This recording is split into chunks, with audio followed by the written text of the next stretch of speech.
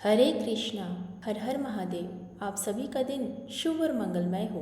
महादेव का आशीर्वाद आप सभी पर बना रहे। आज दिनांक है 6 मार्च और दिन है गुरुवार।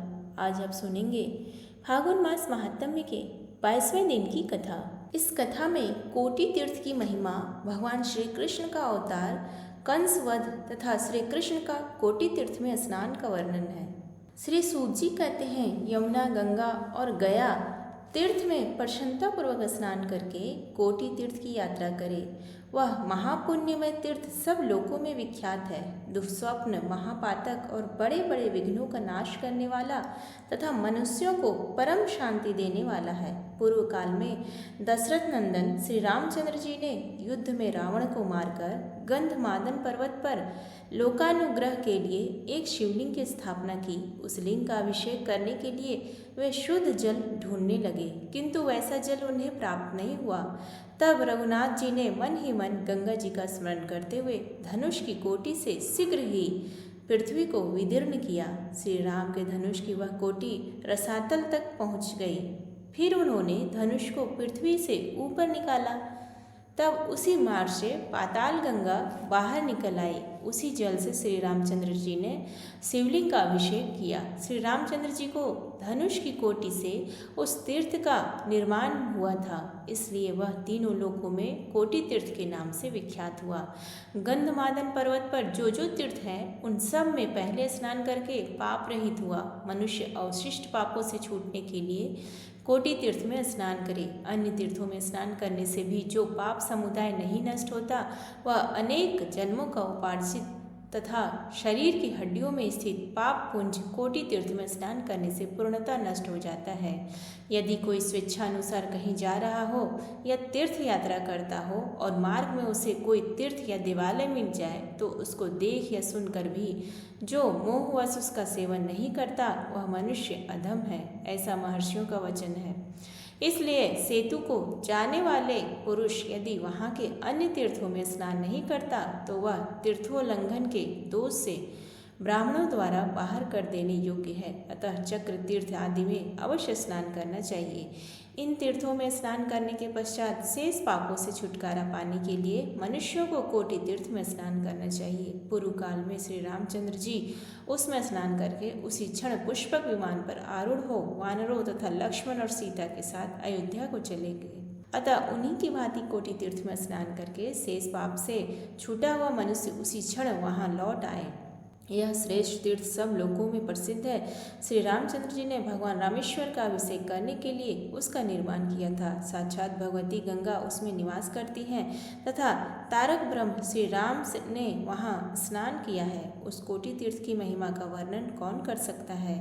यदुवंश में वसुदेव नाम से विख्यात एक क्षत्रिय थे जो सुरसेना के पुत्र थे।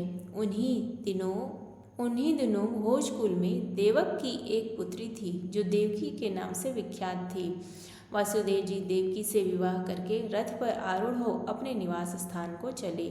उस समय उग्रसेन का पुत्र कंस वासुदेव का सारथी बनकर रथ हाँकने लगा। इतने में ही बहन और बहनोई को ले जाने वाले कंस को संबोधित करके आकाशवाणी कहा, शत्रु दमन कंस, जिस देवकी को तुम लिए जा रहे हो उसका 8वां गर्भ तुम्हारा घातक होगा। यह दिव्य वाणी सुनकर कंस ने तलवार खींच ली और बहन को मार डालने का प्रयत्न किया। यह देख वासुदेव ने कहा, कंस, इससे जो संतान पैदा होगी उन सब को मैं तुम्हें सौंप दूंगा। यह तुम्हारी बहन है, इसको मत मारो, इससे तो तुम्हें कोई भय नहीं है। यह सुनकर कंस ने देवी को मारने का विचार छोड़ दिया और वासुदेव देवी के साथ अपने घर को लौटा। कंस बड़ा दुष्टात्मा था। उसने बहन और बहनोई दोनों के पैरों में बेड़ी डालकर कारागार में कैद कर लिया। तदंतर बहुत समय व्यतीत होने पर देवकी ने वासुदेव जी से क्रमशः 6 पुत्रों को जन्म दिया। उन सब को वासुदेव ने कंस को समर्पित कर दिया और कंस ने उनका वध कर डाला। इस प्रकार देवकी के गर्भ से उत्पन्न होने वाले 6 पुत्रों के मारे जाने पर सातवें गर्भ के रूप में साक्षात भगवान शेष ने देवकी के उदर में प्रवेश किया। उस समय भगवान विष्णु की आज्ञा से माया देवी ने उस गर्भ को रोहिणी के उदर में स्थापित कर दिया। रोहिणी उन दिनों नंद गोप के घर में निवास करती थी। लोगों में यह बात फैल गई कि देवकी का सातवां गर्भ गिर गया। तदंतर स्वयं भगवान विष्णु ने आठवां गर्भ होकर देवकी की कुक्षी में प्रवेश किया। 10 महीने बीत जाने पर अविनाशी भगवान श्री हरि देवकी के उदर से प्रकट हुए, जो कृष्ण नाम से विख्यात हुए। जन्म के समय वे शंख, चक्र, गदा और खड्ग से सुशोभित चतुर्भुज रूप में दृष्टिगोचर हुए। उनके मस्तक पर किरीट और गले में वनमाला शोभा पा रही थी। वे माता पिता के शोक का नाश करने वाले थे। सर्वेश्वर भगवान श्री हरि को देखकर वासुदेव जी ने उनका स्तवन किया। वासुदेव जी बोले, प्रभु आप ही संपूर्ण विश्व के रूप में विराजमान हैं। आप ही इस विश्व के पालक हैं। इसकी उत्पत्ति के स्थान भी आप ही हैं। यह संपूर्ण विश्व आप में स्थित है। भगवान आप ही प्रकृति, महतत्व, विराट, सौराट और सम्राट सब कुछ है। इस प्रकार आपका तेज संपूर्ण जगत का कारणभूत है। आपके पराक्रम का कोई परिणाम नहीं है। आप साक्षात नारायण हैं। आपको नमस्कार है। आप सारंग, धनुष, सुदर्शन चक्र, नंदक, खड्ग और कौमोद की गदा धारण करने वाले हैं। आपको नमस्कार है। अत्यंत मनोरम रूप धारण करने वाले आपको नमस्कार है। इस प्रकार स्तुति करने वाले वासुदेव को और देवकी को भी प्रसन्न करते हुए भगवान श्री हरि ने कहा, माता और पिताजी आप दोनों भयभीत ना हो। मैं कंस का वध करूंगा। नंद गोप की पत्नी यशोदा ने एक पुत्री को जन्म दिया। वह सब लोगों को मोहने वाली मेरी माया ही है। आप मुझे ले जाकर यशोदा की शैया पर सुला दें और यशोदा की पुत्री को लाकर देवकी की शैया पर सुला दें। भगवान श्री कृष्ण के ऐसा कहने पर वासुदेव जी ने वैसा ही किया। देवी की सैया पर सुलाते ही वह मायामयी पुत्री रोने लगी। बालक के रोने की यह ध्वनि सुनकर कंस व्याकुल चित्त होकर आया और सूती का घर में घुसकर उसने कन्या को ले लिया। उसके मन में तनिक भी लज्जा और दया नहीं थी। उसने उस बालिका को ले जाकर पत्थर पर पटक दिया। उसके हाथ से छूटते ही वह बालिका 8 बड़ी बड़ी भुजाओं से युक्त अस्त्र शस्त्र से सुशोभित महादेवी के रूप में प्रकट हुई और कंस को पुकारकर अत्यंत कुपित होकर बोली, अरे पापात्मा कंस, ओ दुर्बुद्धे, रे मूर्ख, तेरे प्राणों को हरने वाला शत्रु कहीं न कहीं उत्पन्न हो गया है। अब तू अपनी मृत्यु रूप उस शत्रु की खोज करता रह। ऐसा कहकर देवी, जो मनुष्यों से पूजा पाकर उनका अभिष्ट सिद्ध करने वाली है, दिव्य स्थानों में चली गई। देवी का वचन सुनकर कंस अत्यंत व्याकुल हो उठा। उसने अपना प्राणांत करने वाले शत्रु को पीड़ा देने के लिए तथा दूसरे बालकों को भी सताने के लिए पूतना आदि बाल ग्रहों को भिन्न भिन्न स्थानों में भेजा। वे सभी बालग्रह नंद के गोकुल में गए और वहां श्री कृष्ण के हाथों मारे गए। तदंतर कुछ दिन और बीत जाने पर बलभद्र और श्री कृष्ण गोकुल में बढ़कर सयाने हो गए। उन्होंने अनेक प्रकार की बाल क्रीड़ाओं से खेल किए।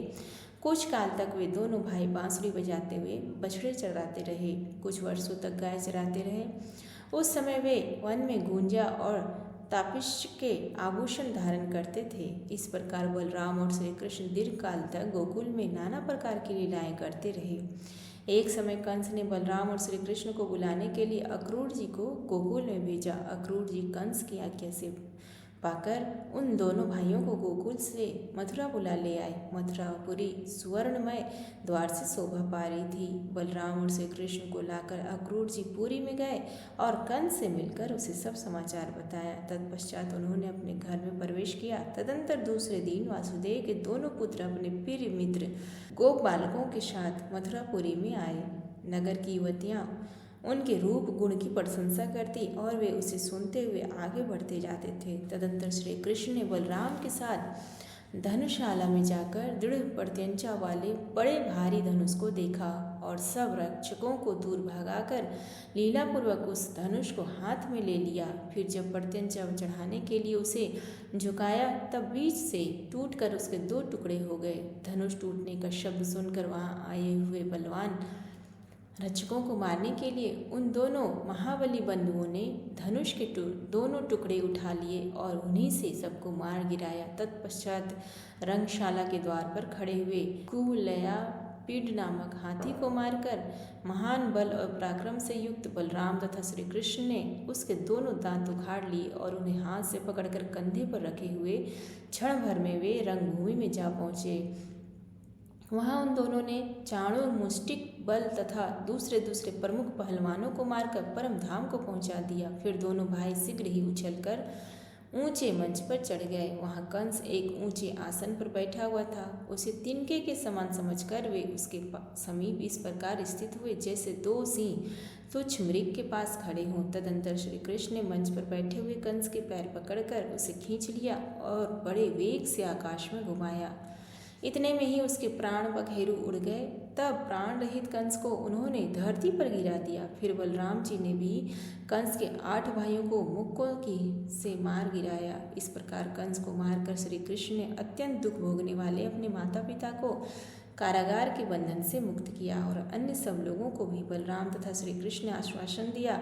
श्री कृष्ण के द्वारा कंस मारा गया। यह समाचार सुनकर वासुदेव के अन्य बंधु बांधव जो पहले कंस के द्वारा पीड़ित होकर अन्यत्र चले गए थे, मथुरापुरी में लौट आए। भगवान श्री कृष्ण ने मथुरा के राज्य पर उग्रसेन को स्थापित किया। तत्पश्चात एक दिन भगवान श्री कृष्ण ने दर्शन के लिए अपने पास आए हुए नारदादि मुनियों से इस प्रकार प्रश्न पूछा।